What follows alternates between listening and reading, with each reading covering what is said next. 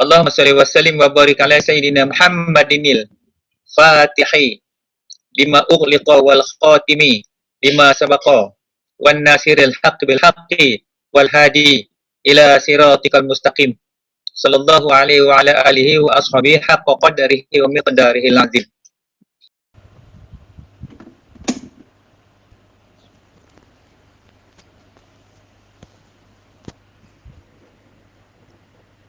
Bismillah, masyaallah, Allahu akbar. Alhamdulillah rabbil alamin. Wassalatu wassalamu ala asyrafil anbiya'i wal mursalin wa ala alihi wa sahbihi ajma'in. Subhanaka la ilma lana illa ma 'allamtana innaka antal alimul hakim. Rabbi shrah li sadri wa yassir li amri wahlul 'uqdatam min lisani yafqahu qawli. Wala haula wala quwwata illa billahil 'aliyyil 'azim. Allahumma salli ala sayyidina Muhammadin abdika wa rasulika nabiyil ummi wa alihi wa sallim. Amma ba'd. Alhamdulillah, bertemu lagi sekali kita di malam ini. Kita dah masuk ke 10 malam yang terakhir di bulan Ramadan. Kita dah masuk peringkat final untuk kita pecutan terakhir di bulan Ramadan ni. Jadi sedar-sedar khabar tak khabar, kita dah 20 hari. So besok dah 20 hari. Ni yang 19 Ramadan. Apa yang kita buat, apa yang kita dapat, masing-masing lah tahu. Ini kena kurung. Kalau tak kena kurung, tak tahulah. Melila meraya habis sekali pekan. Ni akhir-akhir macam ni. Kalau malam pula, orang akan sibuk pergi ke Maidin. Pergi nak beli baju raya. Pergi itu, pergi ni. Yang terakhir ni lah, yang 10 ni yang orang sibuk sangat kejar dunia tu. Sepatutnya benda ni boleh buat persiapan awal. Tapi tahun ni kita tak usah ikut macam tahun lepas-lepas tu. Kalau nak pergi pun siang-siang je lah, pergi kejap. Malam ni kita tumpu sebab malam-malam kita tak tahu masa bila malam Lailatul Qadar. So kita dah sedang menjejaki 10 malam terakhir. Jadi kalau bagi yang ahli-ahli ibadat tu, malam-malam 10 ni dia bagi fokus lah. Dia tak adalah pilih malam-malam mana. Jadi 10 tu sama je malam ibadat. Baik, Alhamdulillah. So kita pun sambil-sambil kita mengaji ni, mengaji ni pun kita nak ambil barakah. Sementara mengaji macam ni tak apa, boleh record. Tak mau mengaji malam ni, esok pagi malam ni nak berzikir pun tafadhal, tak ada masalah. Tapi saya tunailah janji saya tu sebab nak buat kuliah juga. Kita on juga sejam je, insya-Allah kita ambil masa. So 10 malam terakhir ni saya tak nak panjang-panjang. Kita ambil masa sekejap je bagi just reminder nak habiskan tajuk-tajuk khusus kita tu. So jadi insya-Allah lah kita kena rajin-rajin kan lah, nak tegak macam mana malam, nak pengisian malam dengan solat taubat, dengan solat tasbih. Tasbih ni eloklah buat kan, malam awal sikit buat ke, kalau takut pagi tak sempat dia panjang lah. Solat tasbih ni kalau yang biasa buat mungkin setengah jam, yang tak biasa buat mungkin lajak sampai 45 minit. Dia agak panjang solat tasbih ni. Sebab dia nak baca subhanallah walhamdulillah wala ilaha illallah Allahu akbar la haula wala quwwata illa billahil aliyyil azim. Maknanya satu solat 2 rakaat tu 150. Maknanya 4 rakaat 300. Ada 300 tasbih. Tetapi kalau para ulama pula dia menggalakkan pula pada malam-malam 10 terakhir ni, dia galakkan dengan malam Lailatul Qadar ni, dia galakkan untuk memperbanyakkan tasbih tu. Nanti kita bincanglah balik macam mana solat malam Lailatul Qadar, apa kita nak baca. So dia ada amalan ni. Mungkin yang tu saya tak kuliah kot, saya akan bagi dalam bentuk nota. So nota tu masing-masing boleh tengoklah nak amal macam mana kan. Kita kurangkanlah tidur kan. Mana kalau kita tidur lewat pun, lepas kita buat ibadat mungkin dalam 2 jam ke. Kita orang awam 2 jam 3 jam tu cukup lah. Bangun pagi pukul 4 ke, sempatlah sejam lebih lagi nak tahajud, nak berzikir, nak apa kita nak buat tu. Sementara nak bersahur, dapatlah malam tu kan, daripada solat tarawih yang kita buat tu, kita sambung je. So baik, so begitulah tentang sedikit tentang tentang solat pada ibadat pada malam Lailatul Qadar. So kita penuhilah dengan zikrullah. Mudah-mudahan Allah bagi kita pahala. So mengaji pun dapat pahala juga, mengaji. So baik, so jadi malam ni kita ke tajuk yang terakhir, iaitu tentang mabadi ilmu tasawuf. Ilmu tasawuf. Semalam agak panjang kita bicarakan persoalan mabadi. Sebenarnya bila kita mengaji, belajar tentang mabadi ni, kita semakin jelas tentang agama Islam tu sendiri. Sebab agama Islam tu dia tak boleh pisah antara tiga tu. Kalau kita kata apa ni, iman, Islam, ihsan tu, nak pisah tak boleh. Pasal dia sebahagian benda tu. Dia datang sekali, package. Dia bukan benda yang kalau kita sebut benda tu berasingan. Bukan benda berasingan, benda sekali. Jadi bila benda sekali ni, dia tak bolehlah kita pisah. Kalau kita pisah, dia jadi macam kepala lah dengan badan. Kepala tak ada, badan tak ada. Tu. So, jadi dia kena package in one. Maknanya dalam beramal saja memang ya. Dalam beramal tak ada. Dalam mengaji, yes. Kita ada ilmu fiqh, ilmu tauhid, ilmu tasawuf. Tapi tak kala kita nak beramal, dia datang sekali dah. Maksud fiqh di situ, tauhid di situ, tasawuf. Maka tak ada lagi fiqh, tauhid, tasawuf. Sebab kalau kita tengok balik, asal kemarin tu, yang datang kat Nabi tu, 3 je. Iman, Islam, ihsan. Dalam hadis Jibril tu kalau kita lihat balik. Itu yang asal. Dia tak sebut pun. Tarikat ke, ni pun dia tak sebut. Dia tak sebut tentang ilmu tadi. Ilmu fiqh ke, ilmu tauhid, ilmu tasawuf. Jadi, masa bila datang tu? Datang ketika para ulama' kita lihat. Ketika para ulama' datang daripada dimulakan oleh Imam Abu Hanifah. Tentang amalan fiqh, disusun balik ilmu tu. Nak pemudahkan. Supaya nanti orang di belakang hari manusia ni dah dapat ikut dengan mudah. Begitu. Sebab tu bila kita faham dalam fiqh ada berapa, kita belajar kemarin. Ada 5 hukum taklifinya. Kemudian ada 5 wada'inya pula situ. Dekat mana dia ada wajib dia, sunat dia, harus dia, haram dia, makruh dia. Tu hukum yang kena tegak. So dalam hukum tu pula contoh macam menguap. Contohnya ada ketika dapat pahala. Ada ketika menguap jatuh sunat. Jatuh sunat. Ada ketikanya jadi haram. Ada ketikanya jadi makruh. Ada ketikanya jadi harus. Satu benda je amal tu. Sama juga dengan solat. Ada ketikanya jadi wajib, ada sunat. Ada ketikanya harus, ada ketikanya haram, ada ketikanya makruh. Tu. Syahadah begitu juga. Ada ketikanya wajib, ada ketikanya sunat, ada ketikanya haram. Semua nak kena belajar baru kita faham agama tu. Ini persoalan dia. So, jadi benda-benda ni benda zahir dan juga benda batin. Masalah nak susun rumah tangga contoh. Rumah tangga juga sebahagian daripada agama. Perkahwinan itu juga adalah agama. Maka suami kena faham macam mana tanggungjawab suami. Isteri kena faham tanggungjawab isteri. Suami bila terima akad nikah tu, maka pindahlah segala beban ayah si isteri tu kepada suami. Maka suami bertanggungjawab sepenuhnya atas isteri. Isteri pula bila dah berkahwin dengan suami, macam mana dia taat kat bapak dia, dia kena taat kat suami dia. Dia tak boleh dahaka sikit pun. Pada suami dia. Kalau dia dahaka, dia jadi nusyus. Banyaklah nusyus wanita ni. Nak keluar rumah tak boleh, kena beritahu dulu kat suami. Suami kena tahu. Tambah zaman sekarang ni. Suami tak tahu isteri main WhatsApp.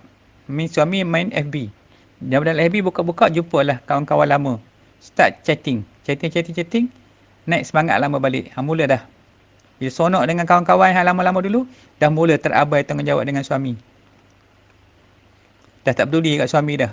Nak marah je kat suami tengok. Sebab kan chatting dalam FB tu. Sedangkan dia nak FB pun patut dia kena tanya suami dia dulu. Abang halal tak ni? Izin tak ni? Kata izin, saya tak buka ni. Tu maknanya tu isteri bila duduk dalam. Sebab dia buat dosa, suami kena tanggung. Tu tak apa lagi sampai peringkat dah nak keluar dating pula. Saya peringkat tu banyak kes. Sekarang ni kes cukup banyak. Sebab apa? Sebab hukum hakam tu tak faham. Kat mana sepadan dia kan?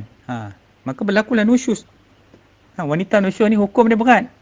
Dilaknat oleh malaikat. Sebab tu kadang-kadang kalau dalam rumah tangga ni tidur berasingan pun tak boleh. Suami isteri duduk belah suami. Dia kena jaga. Dia selimutkan suami tengah tidur pahala.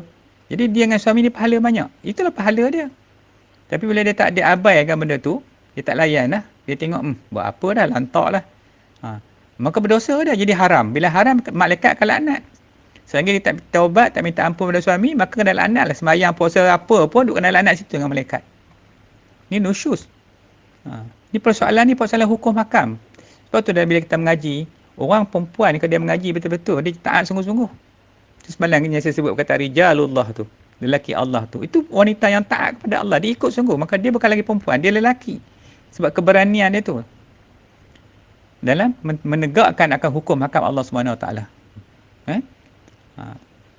Itu dalam soal-soal amalan syariat dia.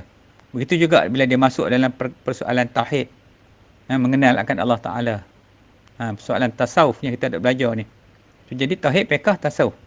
Ni agama Islam. Kalau pecah tiga tu, maka jadilah tauhid. Ni ahli tauhid, kita kata. Ni ahli fiqh, ni ahli tasawuf. Mana boleh macam tu? Jadi kalau dia kena gabung. Sebab agama tu, rukun agama 3 kita belajar kemarin. Iman, Islam, ihsan. 3. Tauhid, fiqh, tasawuf. Pecahnya jadi satu bidang lain. Bukanlah agama. Ni apa tasawuf? Bukan agama dah. Kalau tasawuf satu bukan agama. Kalau fiqh satu pun bukan agama. Kalau tauhid satu pun bukan agama. Dia kena gabung ketiga-tiga tu baru dinamakan agama. Susah lah. Memanglah susah. Lepas tu kita nak kena faham betul-betul. Ini cabaran kita. Ini ujian kita atas muka bumi ni. Atas dunia ni untuk kita belajar benda ni. Pasal ini perintah. Ini hukum Tuhan. Bila Tuhan kata hukum, kita tak boleh nak petikai dah. Yang tadi saya sebutkan masalah rumah tangga tu sama juga. Jadi, yang mana nak jadi isteri itu, nak kahwin, dia kena bersedia dah. Dia kena faham dah mana hukum dia nak kena taat nanti. Bukan dia taat kepada suami dia, taat kepada mak suami dia, bapak suami dia, begitu dengan suami. Taat kepada mak mentua dia, bapak mentua dia. Sama je benda ni. Selagi orang tua nama mak, ibu, kena taat. Dahaka, haram hukum dia. Tu. Bila kita tak faham, kita nak berhukum kita sendiri. Kita cuba nak menidakkan benda tu. Tak payahlah kita tahu. Kan? Kita start cakap benda yang mau merapu. Ikut nafsu kita sendiri. Mana boleh. Sebab dalam kubur besok, kita kena jawab dengan Allah, dengan malaikat dari sudut hukum. Kalau kita jawab daripada akal kita, balun dia malaikat dalam kubur tu je. Tu nak kena ingat. Jadi jawapan kita mesti berdasar kepada hukum. Fakta. Yang mana yang Allah kata itu kena jawab. Jawab lain benda tu, balun dia malaikat tuan. Ini nak kena faham. So jadi, macam tubuh badan kita juga. Kalau kita sebut manusia, semua komplit kan. Tapi kan kita nak pecah satu. Ni mata, hidung, telinga, kereta. Macam kereta lah. Kereta ni tayar. Ni steering. Tapi kita cuba sebut sebuah kereta. Semua tu, faham dah. Macam tu juga agama. Kena sebut ketiga-tiga tu sekali. Tak boleh dipisah-pisahkan. Nak bawa ni, kita nak bawa benda yang cabaran kita ni. Tu nak kena faham. Bila kita dah faham benda ni, ya Allah, memang macam ni kaedah dia. Sebab tu dia ada lagi. Kalau kita nak sebut lagi ilmu ni, kita boleh sebut lagi. Dalam pengajian ni ada syariat. Mana syariat? Tarekat, hakikat, makrifat. Tu betul lah tu. Sebab syariat tu, tarekat tu perjalanan Nabi. Macam mana nak sampai kepada, nak mendapatkan hakikat untuk mencapai kepada makrifat. Tu. Jadi pakaian tu, dekat mana duduk. Kita tak pergi lagi ke dalam itu sebab kita nak ambil bahagian yang awal dulu. Kalau kita tengok contoh macam orang solat, dalam solat. Solat, kita tengok berdiri. Mana fiqahnya? Berdiri. Rukun-rukun fi'li tu. Tu, fiqah lah. Diri, rokok, sujud, bacaan tu. Setiap yang zahir tu. Mana sudut tauhid? Tauhid dekat mana duduk tauhid? Tauhid tu, yakni yakin dengan Allah. Yang Allah duk melihat kita tu. Tu yakin. Mana kita mengesakan Tuhan dalam solat tu. Tak boleh lari ke lain. Hati tu kena sentiasa duduk yakin dengan Allah tu. Mana tasawuf pula? Tasawuf duduk kat mana? Tasawuf duduk pada khusyuk dan tawaduk kita dalam, dan tadaruk kita dalam solat tu dengan Allah. Takut nanti jadi riak dalam hati. Nak jaga tu pula. Takut nanti orang kata tengok tu, kita ni semayang rajin lah, lama lah solat kita. Nak jaga, nak buang benda tu. Tu tasawuf. Jadi ada ketiga-tiga tu dia dalam satu amal tu. Maka ketika solat, ada fiqh, ada tauhid, ada tasawuf. Ketiga-tiga. Tapi kalau kita dah tak faham, nak letak tasawuf kat mana pun tak tahu. Fiqh letak, fiqh tahulah memang duk solat tu. Tauhid letak kat mana? Macam tu. Itu saya ringkas lah. Saya ringkas.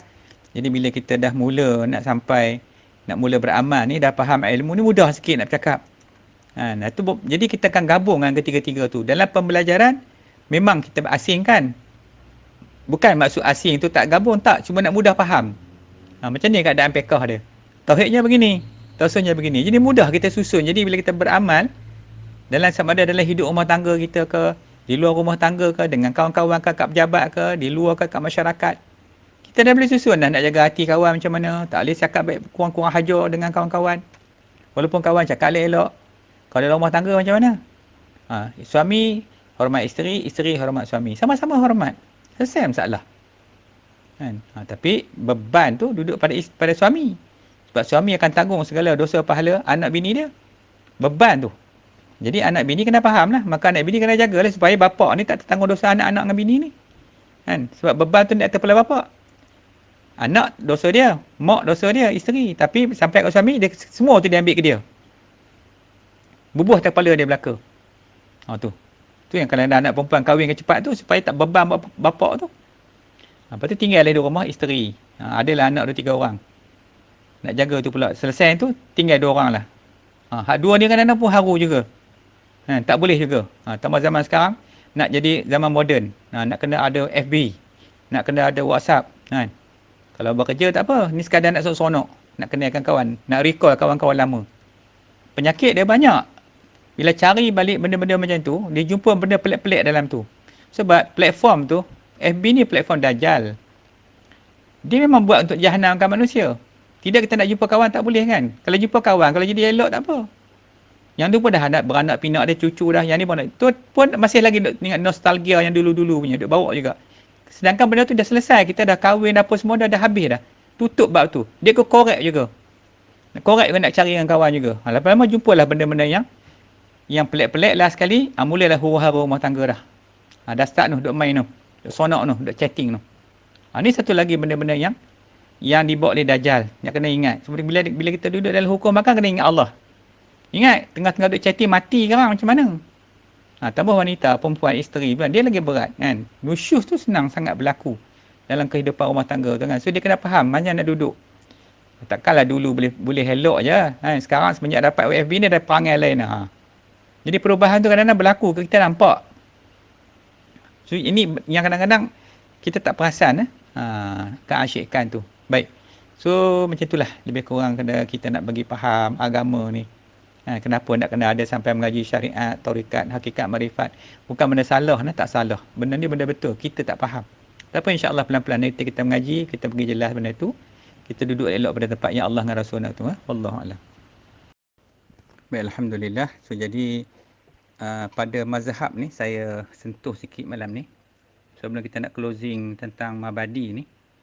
Jadi mazhab ahli sunnah wal jamaah. Kita tengok dalam ni, saya bagi gambaran ni. Ada 3 malam ni kita dah boleh nak sampai ending dah. So kita dah mula nampak. Fiqh. Kita belajar kemarin. Mazhab. Fiqh iaitu yang dipelopori oleh 4 imam mazhab. Imam Hanafi, Maliki, Syafi'i dan Hanbali. Tapi kita pilih mazhab Syafi'i sebab dah masyhur dah di Nusantara ni. Mazhab Imam Syafi'i. So kita dah pilih daripada dulu asal lah. Tok nenek kita dulu pun semua menerima mazhab Syafi'i. So jadi kita kena follow je lah. Kalau kita nak mazhab baru, nak ambil Hanbali contoh bawa ke sini ataupun Maliki, jadi susah. Dia lain. Dia benda furuk tu lain. Benda asas sama je. Benda-benda cabang tu lain sikit. Jadi kadang-kadang keliru. Susah nak buat macam orang mazhab Hanafi tu. Dia semayang dah tak ada tok maknina. Kalang kabut lah kita dibuatnya. Dia mungkin bacaan dia bismillah tu bukan salah satu rukun Fatihah. Kita rukun Fatihah kena baca, dia tak baca. Macam mana nak solat? Jadi susah. So kita ambil yang dah muktabar dah, yang dah jelas, yang masyhur kat sini iaitu mazhab Syafi'i. So Imam Syafi'i kalau kita lihat, Imam Syafi'i ni dia antara yang terawal lah mazhab ahli fiqh ni. 4 mazhab yang ni mazhab yang pertama sekali. Yang pertama dalam sejarah Islam tu, para ulama ni mereka ni zaman terbaik sebab hidup mereka ni dalam 150 hijrah. Jadi tak jauh dengan hijrah Rasul tu. Dekat sangat. Tambah-tambah pula Imam Abu Hanifah tu. Imam Abu Hanifah tu dulu pada Imam Syafi'i tak silap saya 60 tahun ke 70 tahun ke dulu. Kalau Imam Syafi'i lahir 150 hijrah, dia mungkin dalam awal 80 hijrah tu. selepas hijrah kelahiran Imam Abu Hanifah. Dia dekat sangat, dia dapat sempat dengan para sahabat. So jadi ini era dia. Waktu kelahiran mazhab yang paling awal sekali. Mazhab Imam Syafi'i. Kemudian lahirnya mazhab Asy'ariyah pula. Di mana mazhab Asy'ariyah ni dia mengikut, dia fiqhnya dia mengikut kepada mazhab Syafi'i ataupun mazhab yang empat, salah satu pada yang empat tu. Maka bila kelahiran Abu Hasan Asy'ari, iaitu pada tahun 260 Hijrah, maknanya lebih kurang 60 tahun selepas wafatnya Imam Syafi'i ataupun ketika Imam Hanbal, mungkin dia sempat dengan Imam Ahmad bin Hanbal, Imam Abu Hasan Asy'ari ini. Imam Syafi'i meninggalnya di Mesir. Dia ada satu masjid tu, masjid di Mesir, tak jauh daripada kota Kahirah tu. Dan manakala Abu Hasan Asy'ari ni pula lahirnya tahun 260 Hijrah. Kalau banding dengan zaman Imam Syafi'i, dia 60 tahun lah, tapi dengan Imam Ahmad bin Hanbal dia dekat. Lahir di Basra. Dia orang yang pertama yang dengan Abu Mansur Al-Maturidi. Mereka ni yang mana mempelopori mazhab Ahli Sunnah wal Jamaah tu. Sebab tu masyhur bila dia sebut katakan mazhab Ahli Sunnah wal Jamaah, dia rujukkan kepada Asy'ariyah ni. Pasal dia lebih fokus kepada tauhid. Tetapi sedangkan dalam mazhab Syafi'i juga tak disebut lagi masa tu. Sedangkan mereka juga adalah golongan ulama-ulama salaf. Sebab itu kalau mengaji usul fiqh, dalam tu ada fiqh, dalam tu juga ada tauhid. Kalau kita mengaji lagi. So benda tu ada kat situ. Tetapi Abu Hasan juga, mereka ni adalah pengikut kepada mazhab yang empat tu. Dan sebutnya era Islam yang Nabi sebut zaman terbaik tiga zaman. Zaman Nabi, zaman sahabat, zaman para ulama selepas sahabat tu. 3 abad selepas tu. Ni era-era mereka ni. Di situlah lahirnya para ulama ni. Baik, kemudian selepas itu zaman mazhab tasawuf pula yang dipelopori oleh siapa? Mazhab Junaid Al-Baghdadi. Jadi ketika itu lahirnya Imam Junaid ni lebih awal daripada Imam Abu Hasan Asy'ari ni. Mana Junaid ni lebih awal lagi. Dia selepas Imam Syafi'i, maknanya kelahiran dia dianggarkan. Dia tak ada tarikh lahir dia. Tapi para ulama menjangkakan umur dia tu, ada kisah dia, umur dia tu katanya lahirnya tahun 210 Hijrah. Ini berasal kepada umur lah.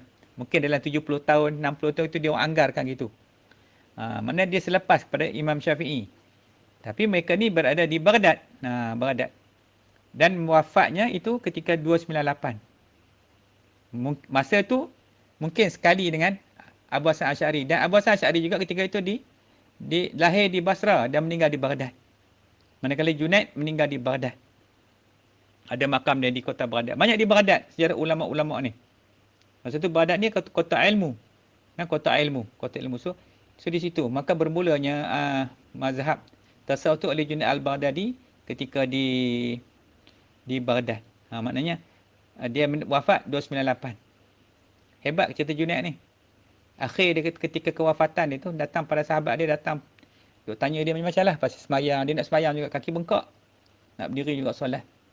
Sampai akhir sekali, dekat dia nak meninggal tu, bila anak murid dia tengok, kawan dia tengok ketika dia nak meninggal, maka mereka pun segera membisikkan kalimat syahadah tu pada dia. Mata dah pejam. Bila dengar je perkataan dia buka mata, terkejut anak murid dia. Dia kata, apakah kamu ingat aku lupa? Sejak aku dilahir, sejak dulu lagi, aku tidak pernah meninggalkan kalimat la ilaha illallah tu. Itu kata Junaid. Ni kata orang ulama hebat.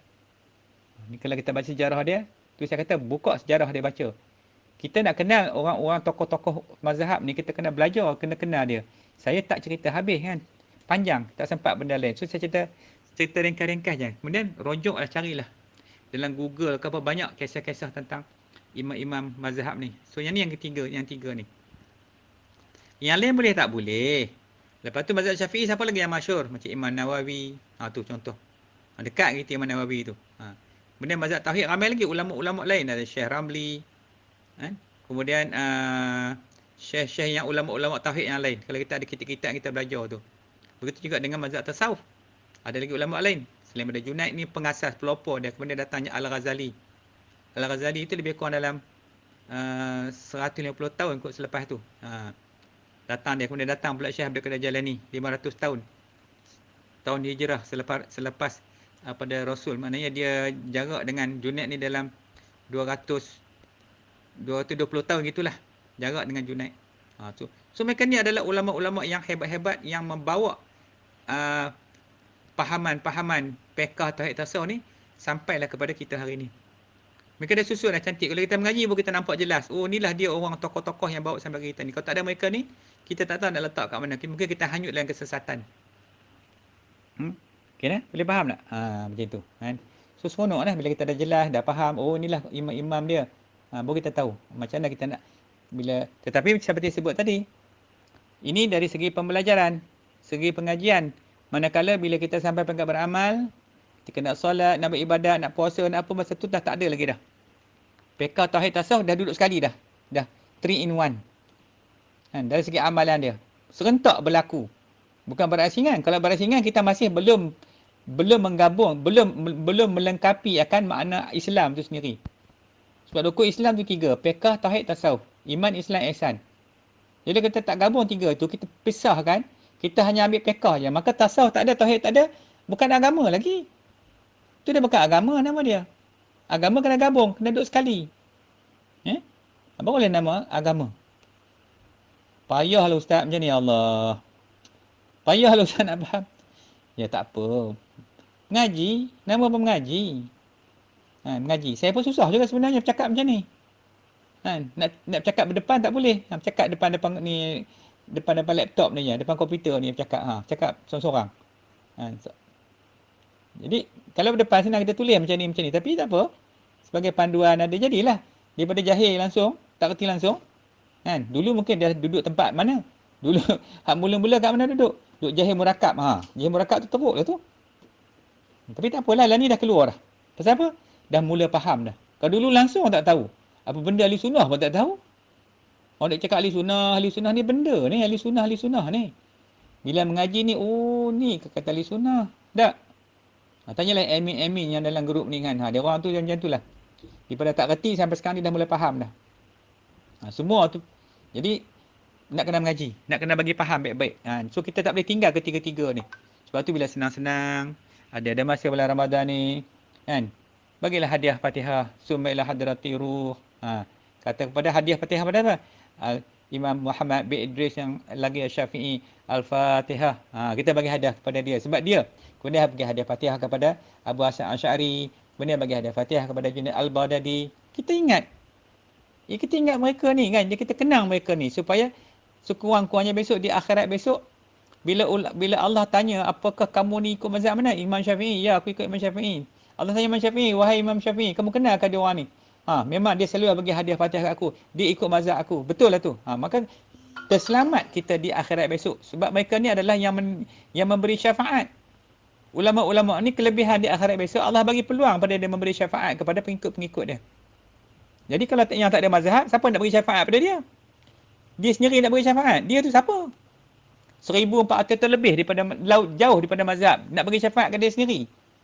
Tu tak boleh. Jadi orang yang Allah susun ni, imam-imam mazhab ni sebenarnya Allah pilih. Nak faham gitu. Allah yang pilih mereka ni, Allah yang susun.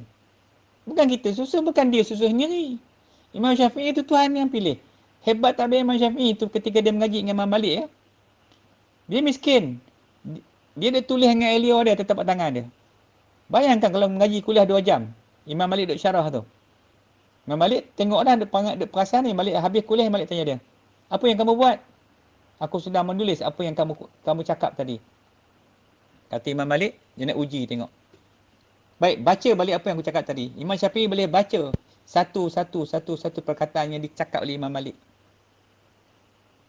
Maknanya, kecil lagi Allah Ta'ala dah bagi dah karamah tu pada Imam Syafi'i. Tu pun orang hak model lah ni, kaum-kaum mudah dia kutuk, maki hama macam-macam. Nak dengar orang kata nak dengar, kalau nak menangis, dengar orang baca Quran, pergi dekat Haji Ismail tu. Ada seorang budak 9 tahun, suruh dia baca Quran, tengok menangis. Memang ya. Tu Imam Syafi'i. Orang ni Allah pilih. Kita pun boleh nak jadi macam Imam Syafi'i tu kan. Tapi Allah pilih kita macam ni. Kita redha lah. Kita ikut saja. Macam mana kita hidup ni pun ketentuan dengan Allah Ta'ala. Bukan pasal kita pandai, kita sendiri nak hidup atas dunia ni. Kita datang ni pun Allah yang pilih. suruh hidup dengan kita atas dunia ni untuk menerima ujian Tuhan ni. Tu kehebatan mazhab tu. Jadi kita follow je. Kita ikut je, kita belajar, kita ikut. Supaya kita tidak tersesat, tidak menjadi orang zindik. Sebab orang tak ada mazhab ni, dia duduk golongan-golongan orang yang zindik. Dah tak ikut siapa? Main kepala main dengan akal, dengan nafsu dia, mau tak sesat. Ayat Quran dia tafsir kot sini, hadis dia pusing kot sini, hadis sahih, hadis dhaif dia kata hadis palsu. Dia hukum ke habis dengan nabi-nabi pun dihukum. Sedangkan boleh memang daripada nabi. Cuma cara sampai tu, perawi-perawi hadis tu. Mungkinlah ada musyaqqah kat situ ke, ada mungkin perawi yang tak apa jelas itu, maka dia tak boleh duduk pada hadis sahih, maka duduk pada hadis dhaif. Tapi nak beramal boleh. Ni macam bulan-bulan malam-malam malam ni 10 malam terakhir ni. Hadis ni kata ni tak boleh. Ni hadis dhaif. Maka puak-puak ni dhaif dia terus hukum palsu. Tu jahat tak jahat. Ya, baik kan? So bagi jelas yang tu mazhab ni. Baik, nanti kita sambung bagi wallah. Baik, alhamdulillah. So kita masuk ke yang ke-7. Ke-7 iaitu tentang mabadi ilmu tasawuf. InsyaAllah malam ni boleh habis tu. Kalau ikut memanglah terpaksa nak hurai satu-satu kan. Walaupun mengaji mabadi, cerita mabadi, apa dia mabadi 10 dasar-dasar tasawuf tu, sekejap je kalau nak tulis tu. Tapi kita nak ngaji, nak bagi faham. Nak bagi faham apa dia, nama dia kan. Sekarang ni malam ni yang ke-7 ni nama dia. Selain daripada tasawuf, ada tak nama-nama lain? Isim dia, nama dia. Baik, jadi banyaklah. Nama dalam ilmu tasawuf ni sangat banyak sebutan dia. Jadi yang antara dia kan, contohnya ilmu qalbi disebut situ. Qalbu kita lah. Apa dia qalbu? Hati kita. Ilmu hati. Ilmu tentang hati. Maka ada ulama dia menyebut tentang ilmu qalbi. Nak ceritakan tasawuf ni. Pengajian sama je. Sebutan tu beza-beza. Ada yang menyebut dengan ilmu batin. Ilmu lahir dan batin. Yang ni common lah. Yang ni biasa lah kan. Ilmu lahir, ilmu zahir dan batin. Ilmu batin pun ilmu yang tersembunyi ya. Ilmu batin, ilmu dalaman lah. Biasa kita sebut kalau ilmu batin ni, ilmu dalaman. Ilmu zahir, ilmu luaran. Ilmu qalbi itu tadi, ilmu hati. Sangkut pun dengan hati. Maknanya nak menceritakan, nak mempelajari tentang benda hati. Penyakit hati. Sebab tasawuf tu adalah apa makna dia? Tasawuf maknanya membersih, menyuci, menghening, menjernih. Ni. Nak suci semua. Benda-benda yang tak elok tu. Nak jernih semua supaya kita balik kepada Allah tu bersih. Kalau boleh tu dosa pun tak ada. Betul. Tu kata ilmu tasawuf tu. Kalau tak mengaji tasawuf, mengaji fiqh dengan tauhid je bergelumang dengan dosa, kita balik ke Allah. Tu macam mana nak selamat? Sebab dosa tu nak kena jawab pula. Nak kena tanggungjawab dengan dosa tu. So jadi ini ilmu dia. Sebab nak membersihkan yang ilmu batin tadi, ilmu dalaman. Dalaman tu cerita dia, kalau orang tafsir lain, jadi lain lah. Setengah orang ilmu batin dia, ilmu yang karut-karut tu. Kan? Puja jin apa semua tu ilmu batin juga dia panggil. Tapi dalam istilah tasawuf ni, ilmu batin, ilmu tentang yang sama isu dia tadi. Tajuk membersihkan jiwa tu. Supaya suci jillah. Supaya kita dapat melepasi hijab-hijab. Supaya terbuka tirai antara kita dengan Allah. Tu. Maksud macam itulah ilmu batin. Ataupun dikatakan juga di sini ilmu mukasyafah. Apa makna mukasyafah? Maknanya terbukanya tirai atau hijab. Ataupun tersingkap. Kita ni, jasad kita ni adalah hijab. Dosa kita adalah hijab. Nak buka hijab. Macam mana nak buka hijab? Hinggakan nur Allah Ta'ala ketika Nabi Mi'raj. Nak berjumpa dengan Allah.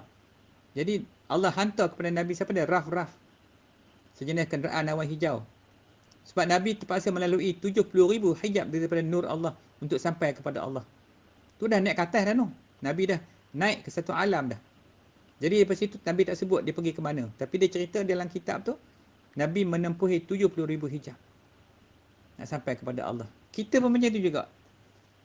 Kita dengan Allah ni sebalik tu je. Tapi nak menyampai ke sebalik sana tu kita tak boleh pergi. Sebab duk ganggu dengan jasad kita, dengan amal-amal buruk kita, dengan sifat-sifat buruk kita, sifat mazmumah tu semua hijab yang kita nak kena singkap. Nak kena buka. Nak kena angkat semua tu. Sebab dia mengganggu kita, menghalang perjalanan kita untuk balik kepada Allah. Maka disebut ilmu mukasyafah. Sama tak? Samalah cerita yang ilmu qalbi tadi, ilmu batin tadi. Sebutan je lain tapi kontens dia tak banyak beza. Mungkin permulaan dia agak berberlainan, tapi sampai satu peringkat semua sama benda tu. Sampai kelamek sama, sampai kelamek semua sama. Sebab matlamat dia adalah untuk terbukanya hijab dan kita dapat melihat ke alam tinggi, dan bukan takat melihat, malahan kita dapat bergerak terbang pergi ke sana tu. Tu dari segi pengertian dia. So, dia banyak istilah disebut. Tak apalah, ini istilah aja, kita belajar juga. Pergi faham. Kemudian ilmu asrar dikatakan. Asrar. Kalau kata sirul asrar, apa makna sirul? Pembukaan kepada yang rahsia-rahsia. Sirul asrar. Kalau asrar saja ilmu rahsia. Ilmu rahsia. Rahsia apa? Rahsia di alam sana tu. Nak keluar daripada benda di dunia tu. Sebab benda tu rahsia. Memang rahsia pun. Alam sebalik kita ni rahsia Allah. So siapa nak pergi nak meneraka ke alam sana, dia kena keluar daripada kepompong dia. Dia kena keluar daripada sarang dia tu. Maksudnya dia kena keluar daripada jasad dia tu. Roh tu sekarang ni tengah terkurung, tengah dilitupi oleh jasad dan dunia ni. Pasal tu kita kadang-kadang kita semayang pun tak khusyuk sebab kita terhijab. Terhijab, kita buat apa benda pun kita rasa susah sangat. Sebab tu nak kena menjadi ilmu tasawuf, pasal dia nak sucikan benda kekotoran batin tu. Dan lepas suci tu, baru kita nampak jalan ke sana. Macam cermin lah. Cermin tu beruap kan. Nampak tak? Tak nampak, muka pun tak nampak. Nampak sama-sama. Ambil kain, lap elok-elok. Sampai jelas cermin tu. Nampak dah. Tu. Macam itu. Hutan yang tebal tu.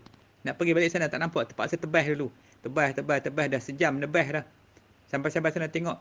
Nampak sungai dengan cantik air terjun. Ya Allah. Macam itulah umpama dia. Sebab kita nak melepasi tu, dia, yang ada tu hijab. Hijab di dunia ni lain. Hijab kita dengan Allah tu lagi teruk. Hijab tu bukan main-main punya hijab.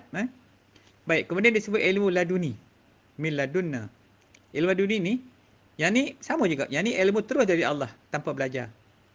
Yang ni yang majzub ni, yang dapat macam ni bukan ramai lah. Contoh macam Nabi Khidir dengan Nabi Musa AS. Dia dapat laduni. Sebab tu dia tahu apa akan berlaku di depan. Future. Ni future punya knowledge. Dia tahu dah. Sebab Allah dah beritahu dia. Depan ni akan jadi begini.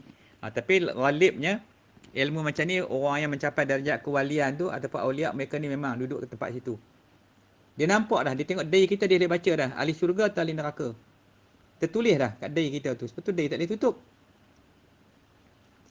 Pokok tu wali. Tapi dia boleh tengok je lah. Tak boleh cakap. Pasal benda tu rahsia Tuhan. Dia cakap dia mati. Ni. Tu ilmu laduni. Ilmu laduni ni ilmu yang Allah hajar terus dari Tuhan kepada kita. Siapa yang dapat ni? Rezeki. Kalau ada Allah bagi, rezeki sangat-sangat dah Allah. Kadang-kadang ada Allah bagi dalam masyarakat tu. Orang yang kita tak jangka, tapi dia dapat ilmu tu. Itu Allah bagi, anugerah Tuhan. No comment itu. Habuan masing-masing tu. Kemudian ilmu hakikat.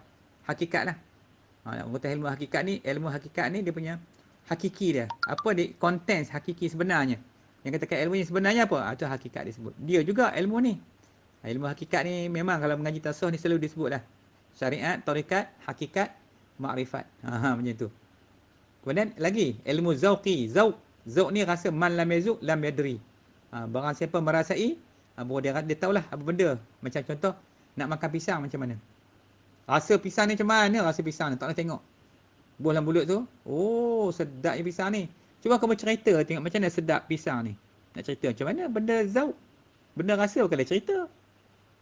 Kan? Tu. Tu maknanya ilmu zauq, ilmu yang kena rasa dulu. Maknanya perjalanan balik kepada Allah ni dalam ilmu tasawuf ni, dia kena rasa sendiri dia. Walaupun dia mengaji dengan Tok Guru tu bukan boleh buat apa-apa, dia hanya boleh bimbing saja. Yang nak merasai itu murid tu. Itu ilmu zauqi disebut. Kemudian yang satu lagi, ilmu dipanggil wijdani. Wijdani ni biasalah istilah ni common lah dalam pengajian tasawuf ni. Iaitu dipanggil ilmu perasaan halus. Dia dapat merasai dengan perasaan itu. Jadi sebenarnya kalau kita semang-semang semua ilmu ni, dia nak balik kepada Allah, semua main dengan hati. Dalam bahasa mudah kita sebut ilmu rasa hati. Maknanya nak kena Allah dengan rasa hati. Itu simple words kan. Simple word. Ataupun ilmu tasawuf lah senang. Kalau payah nak sebut, nak hafal satu hal, itu sebut ilmu dengan rasa hati. Sebab Allah tu gaib. Mana nak kena kenal dengan hati kita. Qalbu kita tu yang nak kena kenal. Nak kena punggah kejahatan tu keluar dulu. Tu nak kena mengaji dan beramal dan berzikir tu. Rasa macam susah ya. Susah ya Ustaz ya? Susah. Tak ada yang senang ya. Tak ada jalan pintas. Baik. Jadi kenapa disebut nama berbeza-beza? Walaupun disebut dengan nama berlainan, cuma bentuk pembelajaran tu mungkin tak sama. Tapi dari segi kemuncak dia, matlamat dia tu satu. Matlamat dia hanya satu jua, iaitu sampai kepada ma'rifatullah, nak sampai kepada makrifat kepada Allah SWT. Yang ni yang kita nak kena faham balik baik-baik elok supaya kita boleh belajar, boleh buat balik kan. Akan senang nak sampai kepada Allah ni. Allah, saya ni pun boleh cakapnya, kalau orang tanya nak jawab tak berani. Tahu dah betapa rumitnya perjalanan dia tu. Sebab dia tarikat ni jalan. Tarikat ni suatu benda yang kita amalkan tak putus-putus. Kita istiqamah kata jalan tu. Contohnya kita zikir pagi sekian banyak. Petang pula, tengah hari petang, malam. Tu tarikat. Tarikat ni jalan. Tarik ni jalan lah. Tarikat tu jalan untuk menuju Allah. Tapi nak masuk tarik kena ada mursyid. Tak boleh rempuh macam tu je. Baca dalam Google ni, oh ni okey dah. Tak boleh. Dia kena ada guru dulu. Dia kena terima bai'ah pada guru tu. Kena talqin dulu. Kalau saya punya istilah, saya selalu sebut talqin. Talqin tu maknanya duduk depan guru tu, ikut guru tu. Contoh macam tarikat Ahmadiyah tu, nak terima tarikat dia, kita sebut, kita duduk depan guru tu akan ajar. La ilaha illallah Muhammadur Rasulullah fi kulli lamhatin wa nafasin adada ma wasi'ahu ilmullah. Ulang 3 kali. La ilaha illallah Muhammadur Rasulullah. Ikut. Fi kulli lamhatin wa nafasin adada ma wasi'ahu ilmullah. Kemudian Allahu Akbar, Allahu Akbar, Allahu Akbar, Allahu Akbar. Macam tu kaedah. Terima ijazah untuk mengikut kaedah tarikat Ahmad Idris Ahmadiyah. Kaedah gini lagi lain pula. Kaedah macam ni pula dia punya talqin dia, kita terima ijazah dia. So setiap amalan tu ada kaedah-kaedah dia mengikut mursyid tu. Murabbi siapa? Ada murabbi kita, siapa dia murabbi tu? Nak ikut. Murabbi ni kan orang awam lah, bukan orang biasa, orang yang tenggelam dalam lautan ma'rifatullah, yang sentiasa duduk musyahadah dengan Allah, sentiasa berintai-intai dengan Allah. Orang ni rapat sangat dengan Tuhan. Orang ni saja yang layak menjadi mursyid kita. Kalau tidak, kita tak boleh nak pergi sana. Sebab nak jalan dia nak bawa tu terlalu berliku-liku. Dengan gangguan syaitan lagi. Allah, syaitan cukup nak orang macam ni. Dia tunggu kat sana tu. Bila kita masuk dalam tu, dia tunggu dah. Dia duduk kat situ. Dia tahu kat situ. Dia tahu kat mana kelemahan kita. Bayangkan kalau nak pergi seorang-seorang macam mana. Kita tak nak mazhab, nak pergi seorang-seorang juga. Pergi je lah. Kita hanya sampai dengan akal saja. Dekat tu dia boleh sampai. Baik, so jadi persoalan nak guna nama mana? Gunalah mana-mana pun boleh. Yang tadi. Nak pakai nama ilmu asrar, nak sedap-sedap sebut ilmu mukasyafah, sama je konten dia. So jadi kita pakai ilmu tasawuf dulu. Ngaji apa? Tasawuf. Kita baru senang sebut tasawuf. Tasawuf dah faham dah tasawuf. Ni saya tukar nama pula kan? Pening kepala pula. So kita guna nama tu dulu untuk sementara waktu ni. Bagi faham dia elok dulu kan, insya-Allah. Baik. Wallahu a'lam.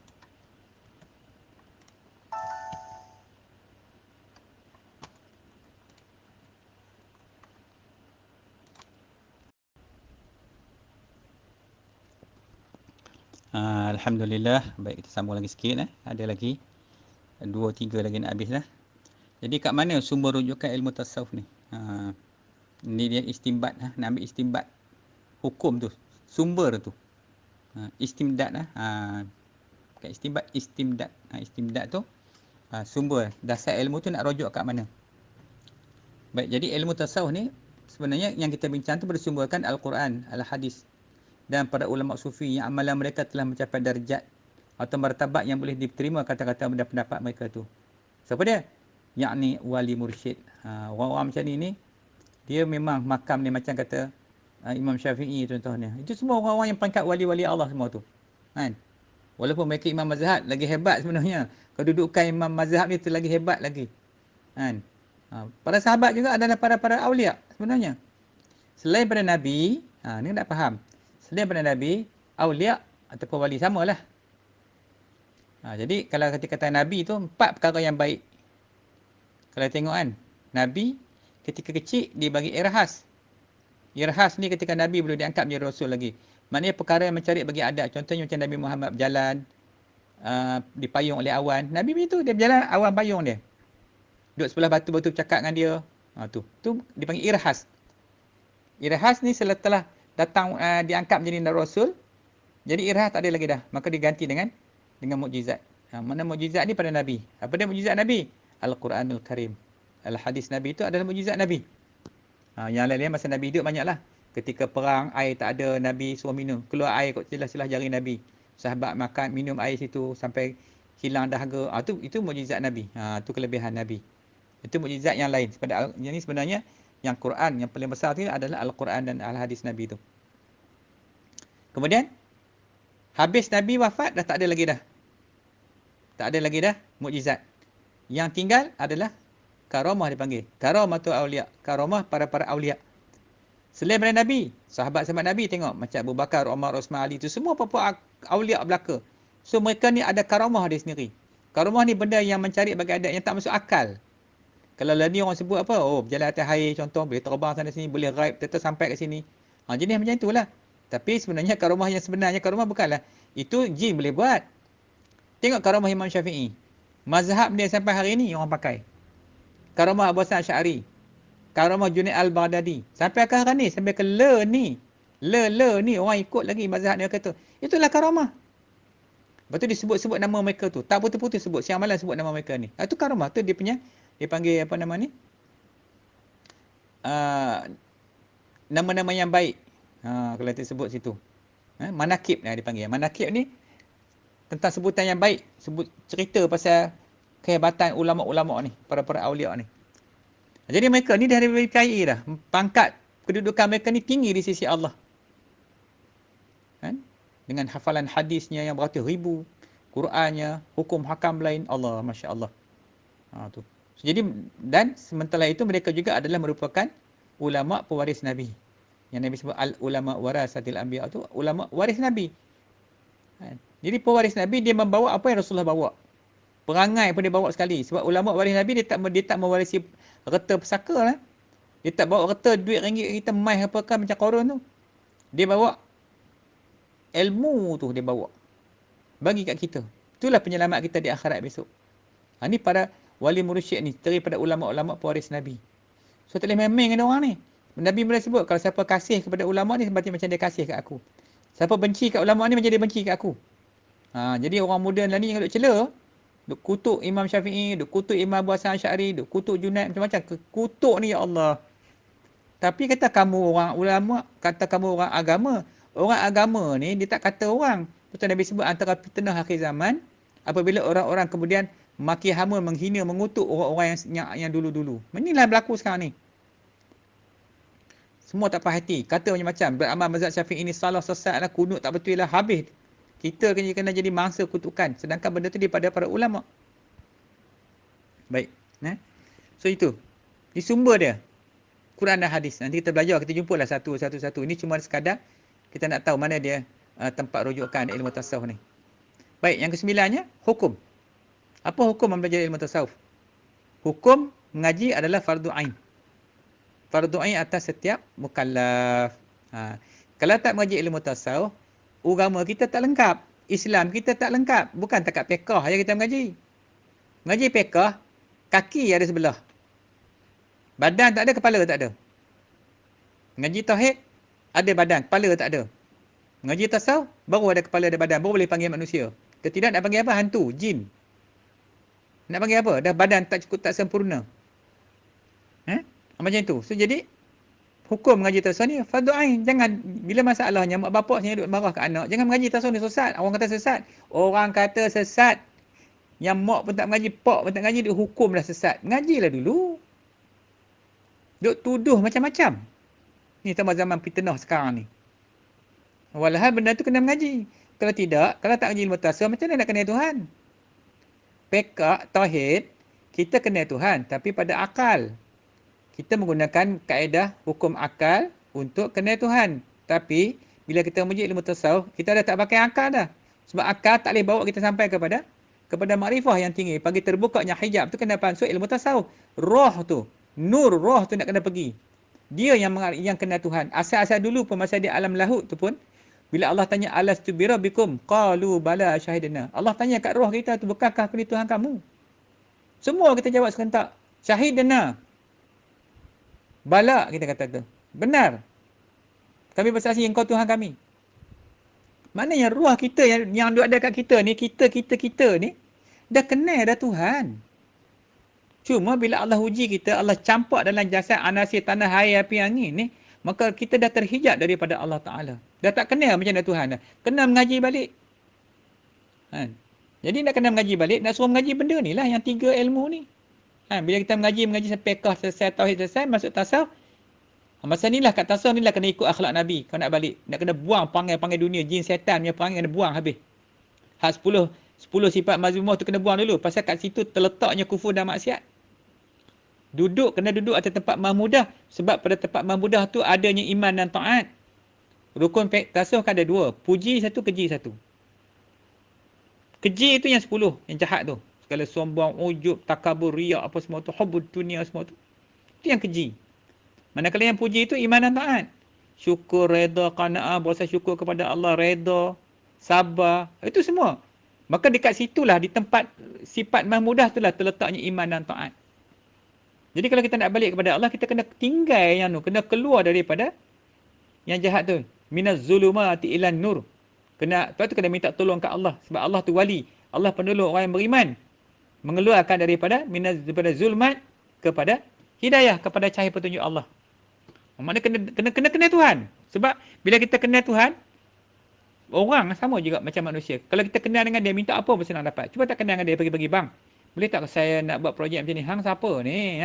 Pandai-pandai atau penyamun apa aku tak kenal hang. Sama dengan Tuhan. Memang Tuhan kenal kita, tapi Tuhan nak tengok sejauh mana kita kenal dia. Tu. Bila kita dah kenal Tuhan, kita dah makrifah kepada Tuhan, maka kita minta lah kat Tuhan. InsyaAllah. Maka Tuhan akan tolong kita. Keluarkan kita daripada dalam kegelapan zulmat itu kepada cahaya Allah. Maka sebab itulah kena mengaji bagi faham akan ilmu tasawuf ni. Tu faham tak? So jadi untuk apa? Kata para arifin. Para arifin ni orang arif. Kata arifin billah, kata sesiapa yang tidak mempelajari ilmu ini, dikhwatairi, kehidupannya diakhiri dengan sesuatu kesudahan tidak baik. Maknanya su'ul khatimah. Kan kita berdoa dulu selalu lepas sembahyang, Allah mahtim lana bi husnil khatimah. Wala tahtim alaina bi su'il khatimah. Ya Allah, matikanlah aku dalam kesudahan yang baik, mana husnul khatimah. Dan peliharalah aku daripada kematian, mati kesudahan yang buruk. Tapi bila dah tak mengaji, tak kenal Tuhan, macam mana nak mati dalam kebaikan? Ini yang paling ditakut sekali. Lepas tu ulama dia kata siap-siap. Dia bagi ancaman kat kita. Sebab tu yang kita belajar ni bagian fardu ain dulu. Nak lepaskan dulu ni. Hak yang nak lepas pada dosa tu. Kalau tak mengaji berdosa. Sebab apa berdosa? Sebab tak kenal Tuhan. Dek semayang, dek sembah semua patung. Berala yang dia buat dalam kepala otak dia tu. Buat kalimat Allah, sembah. Buat kalimat Allah, lokeh dalam akal tu, sembah. Mau tak syirik macam mana? Bila mengaji ni pun kita nampak Allah, salah aku. Itu tujuan dia. Maka berkata Imam Ghazali, hukum mempelajari ilmu tasawuf ialah fardu ain. Kerana manusia tidak sunyi daripada aib atau sakit kecuali para anbiya. Bila sakit ni kadang-kadang macam-macam hujah kat kita, macam-macam ujian kat kita. Sakit ni kan. Tak mau semayang lah, itu ni macam-macam. Saya sakit. Walah sakit ke siapa ke nak mati kena solat. Kata Imam Ghazali, kena wajib mengaji. Kata Syekh Sazili. Ini Imam Sazili ni salah seorang wali Allah juga. Dia kata siapa yang tidak menceburi ilmu kita ini, nescaya dia mati dalam dosa besar yang tidak disedarinya. Berat kan dengar kata-kata ulama-ulama ni semua ahlillah. Puak-puak ni semua orang yang dekat dengan Allah. Kata lagi seorang Syekh Dahlan Al-Qadiri dalam kitabnya Siraj At-Talibin, menyatakan bahawa hukum belajar tasawuf ialah wajib aini. Wajib aini, wajib, sungguh-sungguh wajib pada setiap orang yang mukallaf. Orang mukallaf siapa?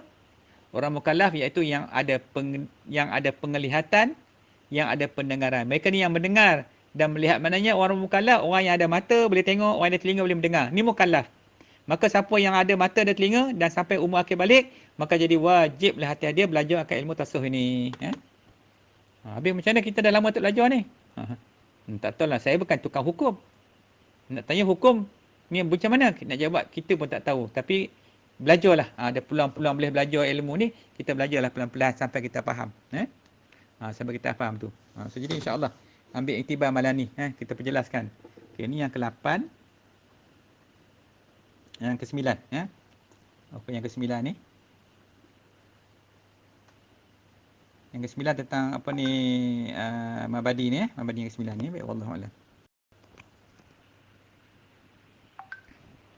Baiklah. So jadi insya-Allah ni yang ke-10, kita nak menyempurnakan 10 mabadi' ilmu tasawuf. Nanti jangan jawab pula jenuh Ustaz noh. Nak sampai 10 ni macam itulah. Saya pun sebenarnya tak tahulah nak buat macam mana. Kalau tak bercerita, takut yang mengaji ni ramai yang tak faham. Dah lah pertama kali mengaji dengan ilmu tasawuf ni, selama hari ni duk negatif, duk kata sesat lah itu ni kan. Bila mengaji rasa nampak jalan, baru nampak jalan. Sebab tu bila mengaji ni, kita nak menyempitkan ruang-ruang kejahilan. Supaya kita menambahkan ilmu, sempitkan kejahilan kita tu. Kita tutup lama-lama, hak jahil, dah tak ada sikit-sikit jahil, tempat jahil tu ilmu ambil alih. Lama-lama kita makin faham. Bila kita faham, jelas kepada kita. Inilah ilmu sebenarnya yang dalam Islam tu. Baru kita jelas, selama ni kita negatif. Kita kata macam-macam, sesat lah itu ni. Yang tadilah. Kalau pekah saya berkaki sebelah ya. Nak badan, kaki 2 belah tak apalah, 2 belah senang, 2 belah kaki. Badan tak ada. Mengaji tauhid, ada badan, tak ada kepala. Mengaji tasawuf, lengkaplah badan kita. Macam tu. Sebab tiga-tiga tu ilmu ni disebut oleh Rasulullah sallallahu alaihi wasallam di dalam hadis Jibril. Jadi tak ada penafian lagi dah. Ya, bila malaikat tak tanya apa itu iman, akhbirni anil iman, kata Jibril. Maka Nabi menjawab, iman tu ialah rukun iman 6 tu. Akhbirni anil Islam. Islam tu ada 5. Nabi menjawablah rukun Islam. Nabi jawab ada rukun. Cuma bagian tasawuf Nabi kata, hendaklah kau sembah Allah seolah-olah kau nampak akan Tuhanmu. Kalau tak nampak, kena yakin yang Allah sentiasa melihatkan kamu. Itu tasawuf. Nak duduk di martabat ma'rifatullah tu. Tu bagian tasawuf. Maka ulama dia tulis itu, rukun ni 2. Puji keji sebab nak buang yang jahat tu. Yang menghalang hijab kita adalah sifat-sifat keji, sifat-sifat yang dicela oleh syarak tu. So sifat itu tempat duduknya segala kekufuran, kufur dan maksiat. Selagi kita tak keluar, kita nak mempertahankan yang itu, selama itulah kita tak duduk di tempat yang kufur maksiat. Nak tak nak kena keluar. Sebab tu kena mengaji jadi fardu ain. Mengaji ilmu tasawuf supaya kita keluar daripada kufur maksiat, duduk di tempat iman, tempat duduk tempat yang puji. Tempat puji, tempat iman dan taat ni. Sebab di situlah tempatnya beriman kita.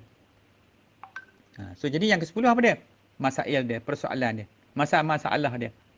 Apa masalah yang kita bincangkan dalam ilmu tasawuf ni? Jadi persoalan ilmu tasawuf ni dia berkaitan dengan apa? Perkara-perkara yang bersangkut paut dengan musyahadah kepada Allah. Musyahadah ni perkara yang macam mana? Musyahadah ni memandang akan Allah Subhanahu Wa Taala. Macam mana kita nak pandang Tuhan tu? Kita nak pandang pada zat, kita tak nampak zat dia.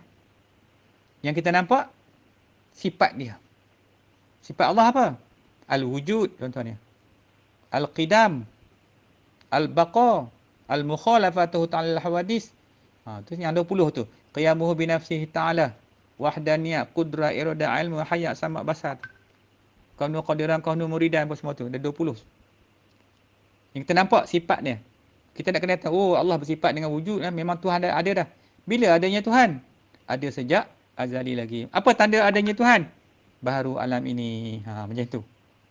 Itu dengan akal. Nak pandang Tuhan tu macam mana? Nak pandang pada perbuatan Tuhan. Tengoklah kejadian alam ini.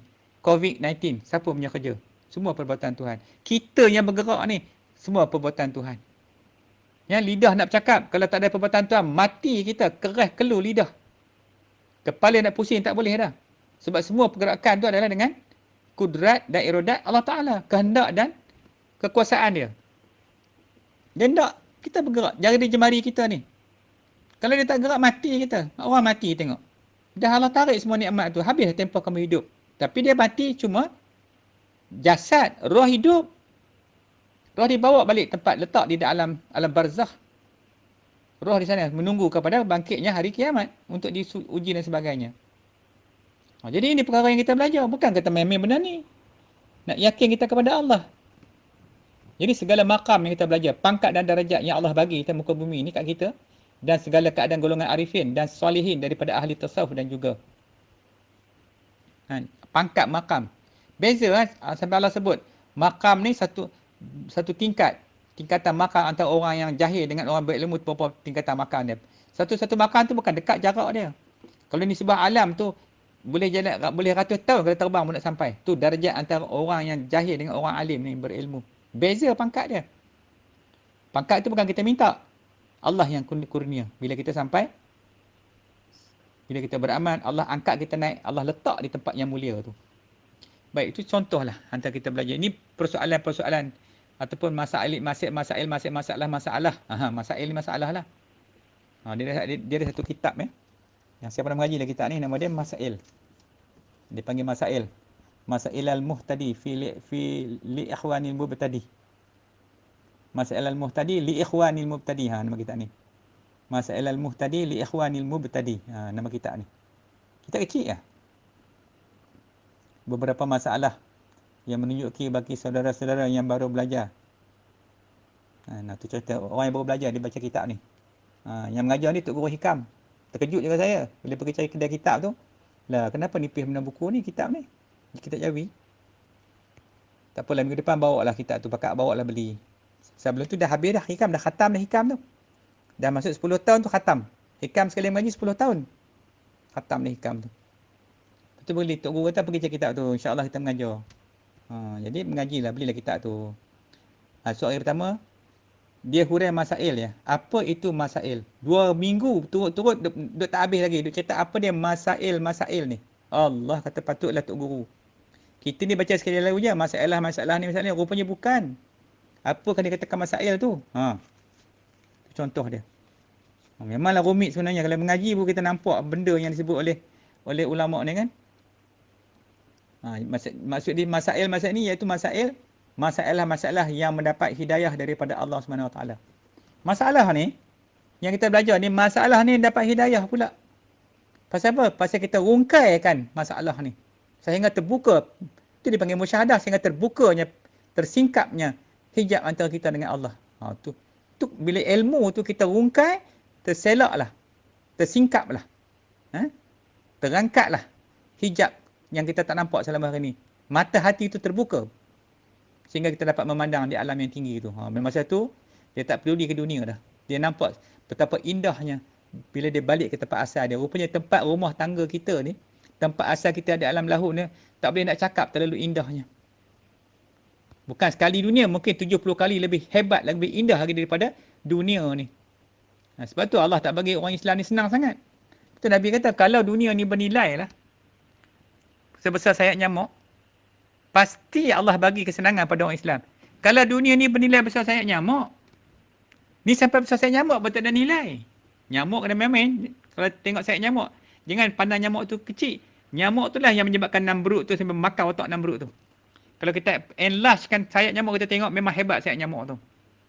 Kalau dunia tu macam sayap nyamuk, hebatnya macam sayap nyamuk tu, sehingga boleh bunyi sebagainya, maka pasti Tuhan akan bagi kepada kita kata dunia. Lepas tu Tuhan tak bagi sebab tak ada nilai, kata Nabi. Walaupun sebesar sayap nyamuk, Allah bagi orang kafir. Jadi susahlah kita menyentuh. Bukan susah. Allah bagi. Tengok Abraham bin Auf, sebelah Nabi je. Kan Tuhan tak bagi, tapi sebab akidah kita lemah.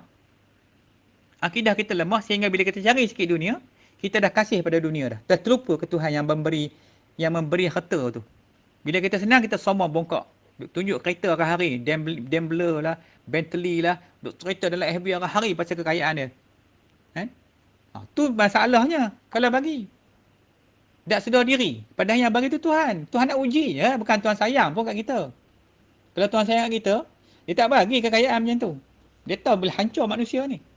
Tengok jadi pada Namrud, Firaun, Hammam. Tengok Haman, sahabat Haman tu, Firaun tu. Tukang Haman ni apa? Firaun punya menteri tu. Kalau Hammam ni tempat mandi pula ya. Silap sebut tu. Haman tu tengok siapa dia? Firaun, Namrud, Qarun di Mesir tu. Saya pergi tengok tempat dia. Allah. Telan di tasik laut tu. Ni. So, jadi kita tak nak jadi lagu tu. Bukan tak nak jadi susah. Bukan nak jadi susah, tak. Kan? Kita minta Allah bagi benda yang sesuai dengan kita. Yang tidak membinasakan kita segala nikmat-nikmat dia tu. Tu kan. Kadang-kadang minta jadi kaya pun susah. Mula tak kaya cakap lain. Tak apa bang, insya-Allah kita sama. Tuan-tuan naik berniaga tu naik. Dia terajang kita keluar dah. Itu biasalah kalau Melayu berniaga ni. Buat 3-4 orang, lepas tu pelantin tendang je keluar kan bila dah senang. Tu dunia. Sebab dunia tipu daya dia dahsyat kan dunia ni. Baik, kemudian sikit lagi. Perkara-perkara yang membincangkan tentang halangan atau gendala, aqabah. Maknanya halangan apa dalam untuk sampai kepada Allah. Demi rintangan dia, seperti dipanggil bahasa Arab awarid, yang melintangi seorang daripada menumpukan ketaatan. Apa yang menghalang sehingga kita tak boleh taat kepada Allah? Kan? Apa yang halangan kita? Mana dia halangan kita? Dunia. Oh, kena buang dunia. Kalau itu penyebab dia, ada orang pula dia tak kisah dengan dunia. Macam Junaid, kaya, harta banyak, buat itu ini. Tak ada, dia tak ada peduli pun. Duit untus pun dia buat sedekah, sedekah, sedekah, sedekah. Allah bagi kekayaan tu. Dia berniaga tu jadi je. Tapi dia tak ambil kekayaan tu. Dia duduk dalam zuhud. Bagi pada orang lain, fakir dan sebagainya. Sedekah, sedekatun jariyah tu. Orang macam ni. Kalau tak boleh, kena tinggal. Sekejap. Tu. Dia kena tumpu dulu. Sebab dalam kaedah tasawuf ni, dia ada masa dia kena tinggal sekejap. Letak dulu. Bagi orang lain jaga. Kamu pergi datang kemari dulu. Lepas tu dia kurung. Kalau orang tarikat dia kurung, dia panggil duduk dalam tempat pondok tu, kurung dulu. Berapa bulan, 3 bulan, 6 bulan, setahun. Sampai dia dah stabil, memang lepas insyaAllah. Dia duduk uzlah dalam masyarakat pula. Sebelum ni dia uzlah bersendirian. Macam kita sekarang ni, uzlah kat rumah, kuarantin sebab Covid. Kan? Merasalah uzlah macam mana kan? Ni uzlah dulu, lepas tu dia kena keluar. Nabi pun duduk dalam Gua Hira berapa lama? Beruzlah Rasulullah tu. Beruzlah menghadap Tuhan. Dia nak dekat dengan Tuhan tu. Lepas tu dah elok dah, baru dah dia boleh uzlah, dia khalayak masyarakat pula. Masa tu dia bukan, dia dah boleh kawal diri dia dah. Kau letaklah orang betina cantik-cantik ke, kau letaklah rata ke, ketimai ke, dia relax, tak peduli pun. Macam apa wali-wali Allah yang dakwah tu, macam itulah mereka tu. Sampai situ. Kita tak mampu ke jangan. Dan apa lagi nak ilmu ni, masalah ni. Iaitu mana-mana halangan yang boleh mencederakan ataupun merosakkan pahala amalan kebajikan yang dilakukan oleh seorang kepada Allah Ta'ala. Yang ni kita kena mengaji pula bab perangai-perangai yang huduh tadi. Segala sifat-sifat mazmumah yang mana yang boleh merosak, mencederakan. Disebut ini mencederakan tentang pahala kebajikan kita. Sebabkan riak, hancur habis amalan kita. Maka kita kena duduk, kena terajang keluar dulu sifat-sifat riak ni. Jangan duduk kat kita. Sebab ada selagi ada dia, kufur duduk kat kita lagi. Kalau dia tak ada kufur pun, mungkin merosakkan, mengurangkan pahala amalan kita tu. Jadi lambat sampai kepada Allah. Jadi itulah ya. Umitnya ni masalah yang kita nak bincang dalam ilmu tasawuf dengan. Ni banyaklah benda ni kan. Tapi tak apalah, saya sebut dulu malam ni. Jadi setelah, ni saya sambungkan sikit lagi. Setelah seseorang tu bersyariat dan bertarikat. Syariat, tarikat bersungguh-sungguh nanti. Maka dia akan dapat merasai hakikat. Hakikat itu apa? Hakikat itu yang sebut tadi, hakikat itu adalah satu zauq, satu rasa, satu perasaan yang Allah campakkan ke dalam hati hamba-Nya yang dia pilih dan dia kendaki. Apabila orang itu dapat dia campakkan lontaran daripada Allah Ta'ala itu, maka dia akan mulai merasa syukur. Dia rasa redha, dia tak rebut dah. Sebelum ni dia hambat dunia tu bagi nak gerak. Dia mula rasa zuhud, dia mula rasa tawakal kepada Allah. Tangan dia pemurah, tak kedekut, tidak kedekut pahit. Bakhil pahit. Pahit sungguh, pahit ni pahit sungguh, kedekut sungguh-sungguh. Kan? Kata ada. Dan juga segala sifat-sifat mahmudah di sisi Allah SWT. Ni bila Allah dah campak tu. Maknanya kita nak sampai situ, kena tunggu Tuhan bagi, bukan boleh buat sendiri. Kita jadi berlakon pura-pura. Kita ni orang yang zuhud, pemurah. Nak bagi derma, kena buat majlis dulu. Buat cek dulu. Cek yang apa? Yang cek tu 3 kali 6 kaki tu. Tulis, disumbang oleh Kita ambil gambar lagi. Tangkap gambar lagi. Tunjuk ke orang lagi. Kalau nak sedekah musim Covid ni pun, kena ada kameraman seorang. Kamu tolong ejah nanti ambil gambar aku masuk dalam FB. Tu tunjuk ke orang kita ikhlas bagi. Yang ni penyakit besar. Jadi yang tunjuk-tunjuk ke orang ni penyakit besar. Kalau nak bagi, ikut kata Nabi. Bagi dengan tangan kanan, tangan kiri tak tahu. Itu cara nak sedekah yang terbaik supaya orang tak nampak, kita tak datang perasaan riak kat kita. Manusia ni tak usah cari sembang lah. Main dengan riak ni senang sangat jadi. Kan? Pendakwah kata pendakwah ke?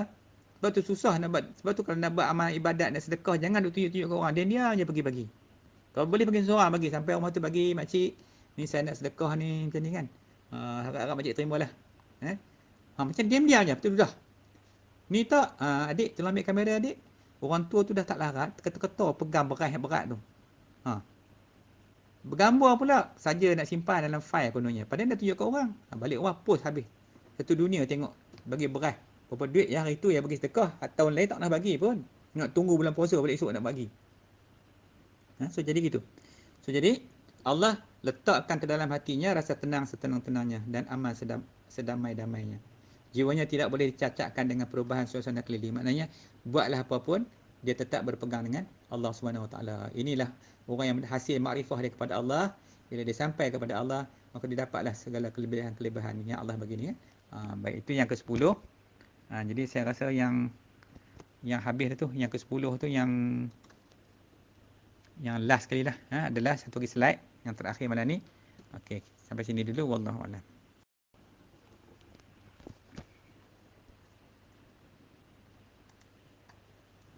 Baik, alhamdulillah. Ni slide ni malah slide yang dah last dah. Sekadar closing je tentang mabadi yang 10 tu, mabadi ilmu tasawuf. Janji tadi nak buat sejam je, tak boleh juga nah. Lajak sikitlah. Tapi tak apalah. Yang mana yang dah tidur berehat-berehat dah dulu nah. Nanti pagi esok senang ada masa. Silakanlah buka lah, dengar sekejap. Macam mana kuliah yang mabadi ni. Baik, jadi Allah ni tak ada apa, cuma sekadar saya nak kongsi sedikit. Hendak mencapai ajaran Islam tapi macam tangan tak sampai. Nak mencapai ajaran Islam yang 3 tu. Fiqh, tauhid, tasawuf, tapi rasanya macam orang kata nak capai buah. Kan? Nak capai ambil buah lah, buah mangga ke apa kan. Kan? Sekaki lagi tak sampai. Nampak macam boleh capai tapi tak sampai-sampai. Kan? Maka bila tak sampai, carilah tangga. Carilah anak tangga, panjatlah tangga tu. Maknanya carilah jalan dia, tariq tu. Nak naik ke atas tu. Memang kita tangan tak sampai dah. Cari tarik jalan, carilah mursyid, carilah murabbi untuk kita belajar. Terimalah, terima ijazah ataupun bai'ah ataupun terima talqin. Banyaklah sebutan-sebutan tadi supaya dapat pembimbing, dapat nur petunjuk supaya kita dapat beramal dengan tenang, dengan tenang untuk sampai kepada Allah. So jadi untuk mendapat buah Islam ni, buah Islam ni, hasil dia lah, buah dia tu susah sekali. Memang susah keadaan kita hari ni. Sebab pandangan mata kita belum dapat elok lagi dari memandang maksiat. Maksiat ni Allah, kalau buka handphone ni, tak mau tengok pun kena tengok. Tu maksiat. Mungkin lepas ni nanti handphone tak boleh pakai dah kot. Boleh pakai. Macam ni boleh pakai dalam kuliah, tapi tak boleh buka mau berapu tu. Buka FB, ada yang baik, tapi banyak buruk lah. Yang masuk FB tu, cuba tengok. Korang kalau orang beriman, orang tak duduk dalam grup FB tu dah. Maki hamun orang, fitnah pagi hari. Bulan puasa tak puasa, selamba dia maki hamun orang. Kan? Geram je pasal. Tambah-tambah pasal buat politik ni. Sial apa semua sebut dalam tu. Jadi kita duduk kat situ, kan kita pun binasa habis. Subhat sekali lagi. So lepas ni better don't lah. Mana duduk tempat, kalau ada grup kita lebih baik keluar lah. Sebab tak ada faedah pun. Walaupun ada ustaz-ustaz terangin juga nak buat kuliah dalam tu. Dia buat kuliah tengah orang duduk fitnah, banyak-banyak dia buat kuliah. Bukan tak boleh. Dengan dia pun kena. Orang tak tengok dah kuliah ni tu. Orang duduk tengok habis fitnah tu, seronok baca. Baca macam-macam dalam tu. Kemudian makan makanan masih lagi barang-barang yang tidak bersih dan syubhah. Sama ada sedar atau tidak. Ni masalah makanan halal dan thayyibah ni. Jadi kita selagi duduk macam tu, memang bila kita tak boleh nak keluar benda-benda nafsu yang jahat tu. Jadi syariat, ahli keluarga pun belum selesai lagi. Ada yang mendedah aurat, ada yang bergaul bebas, bukan mahram, ada yang mendengar serta melihat hiburan yang haram, dengar lagu, tengok TV, benda-benda yang haram. Boleh dia dengar. Kalau radio-radio kuliah ke apa yang elok-elok tu kan, tekan nasyid-nasyid tu, boleh lagi lah. Kalau main dengan lagu ni, muzik yang tak tu hala macam tu, saya kata macam opera Cina tu, pun nak dengar juga. Maknanya something wrong dengan hati kita. Jadi kalau keluarga kita lagu tu, kita pun susah. Kita ni suami contoh nak bawa, tapi dia tak nak ikut. Kita macam duk tarik apa tau, duk tarik batu besar tu dengan rantai, tak gerak-gerak macam itulah. Jadi kita nak keluar pun tak boleh. Sebab apa? Sangkut dia anak bini punya perangai, punya hal. Ni masalah dia. Bila keluarga tak faham, kita suami ni pun sangkut juga sekali. Rezeki datang dari sumber riba, rasuah dan aktiviti haram dan syubhat dan maksiat. Tempat pekerjaan pula sentiasa bergelumang dengan pergaulan bebas. Dengan bini orang lah kita duduk sekali, dengan anak dara orang lah kita duduk sembang sekali. Tak peduli kan. Tak peduli yang ni. Tak jaga langsung buat sempadan antara halal dan haram tu. Inilah yang menyebabkan mencacatkan Islam dan iman kita tu. Memang tak boleh lah. Dari segi hukum memang tak boleh, benda ni salah. Jadi ajaran Islam tu bukan untuk berbentuk cakap dan syarah sahaja. Ingat, dia perlu diamal dengan lahir dan batin agar kita menjadi hamba Allah yang soleh, atau disebut sebagai al-arifu billah. Yang akan mendapat kemenangan di dunia dan di akhirat. Inilah kemuncak kepada perbincangan kita dalam ilmu tasawuf untuk mencapai ke depan kan. Walaupun tak sampai al-arifu billah pun, kita sampai sikit-sikit berjadilah dulu. Nak sampai macam orang ni kena mengadap sungguh. Main dengan dunia ni memang kita tewas selalu. Bukan kita menang, selalunya kita kalah. Lepas tu setan pula dia main cucuk kita. So jadi demikianlah setakat ni dulu malam ni. So saya rasa insyaAllah esok malam kita mungkin ke tajuk yang lain pula. Jadi saya dah cover sekadar yang mampu. Kalau terkurang, tercacat, minta ampun dan maaf. Saya bukan pakar dia kan. Sebenarnya ni nak susun ni jadi rumit. Nak kupas pun jadi rumit, nak ulas pun jadi rumit. Sebab dia layak dia untuk guru hak besar je. Kita ni bukan, tapi orang kata dah rotan tak ada, kita jadi akar dia pun tak apalah kan. Yang penting yang mana yang mendengar tu setidak-tidak daripada langsung tak kenal, langsung tak erti pasal tasawuf, mudah-mudahan dengan pencerahan yang sedikit ni dapatlah juga kita manfaatkan waktu kita, ilmu kita, supaya kita langsung tak duduk, langsung tak boleh keluar daripada kejahilan kita selama hari ni kan. Jadi jangan kita dengar orang cakap Islam tu mudah-mudah, tak semudah kita cakap kan. Cuma tak ada paksaan, la iqra'ah fid din, tak ada paksaan dalam agama. So, jadi ini pun tak ada paksaan. Kalau ada yang berpendapat sendiri, dia kata tak payah ikut ustaz tu, kita buat macam biasa je, terpulang kepada antum sekalian. Apa yang saya sampaikan ni hidayah hak Allah Ta'ala. Kerja kita pendakwah ni, kita sampai mesej ni supaya sampai. Esok kalau tuan tanya pun saya cakap saya dah bagi dah, saya dah deliver dah mesej macam-macam buat. Dalam bentuk apa ni, WhatsApp lah, voicemail lah, nak bagi orang faham. Itu kena ingat. Sebab gelombang-gelombang ni yang kita bercakap ni kan, dia duduk dalam frekuensi, dia akan simpan kat situ. Nanti siapa nak ambil kat situ. Cerita pasal gelombang ni pun hebat juga. Macam dah Tuhan, perkataan-perkataan kita tersimpan di dalam frekuensi tu, dalam udara ni. Dan frekuensi tu juga adalah jenis jirim yang halus, yang tak boleh dibelah. Tu jenis jisim yang halus. Jisim juga, tu pun bukan Tuhan, tu pun makhluk. Nampak tak? Kalau kita mengaji bab tauhid, nanti kita jumpa benda-benda yang dalam mana fizik tu. Sebab tu orang mengaji tauhid, dia hebat pada orang fizik. Pasal dia dalam tauhid, dalam Islam, dalam agama tu dah lengkap dah cerita. Dalam Quran tu cerita habis dah. Kat situ. So demikianlah untuk malam ni insya-Allah. Jadi seperti sebut tadi, banyaklah cacat celah sebenarnya apa yang saya sampai ni. Tapi pada saya memadailah dekat ni dulu sebab kita orang awam. Tambah-tambah pula yang baru nak mengaji. Mudah-mudahan dapat kita manfaatkan pengajian Mabadi Tasawuf yang 10 ni. Semoga kita minta pada doa kepada Allah supaya berkat bulan Ramadan ni Allah bagi hidayah, petunjuk kat kita, dan kita dapat mampu mencapai peringkat yang tinggi di sisi Allah. Yang penting sekali, keluarlah kita daripada segala sifat-sifat yang tercela yang disebut sifat mazmumah, dan berada di tempat yang mahmudah, iaitu pada nafsu yang diredai Allah, iaitu nafsu mutmainnah. Wabillahi taufiq wal hidayah. Wassalamualaikum warahmatullahi wabarakatuh.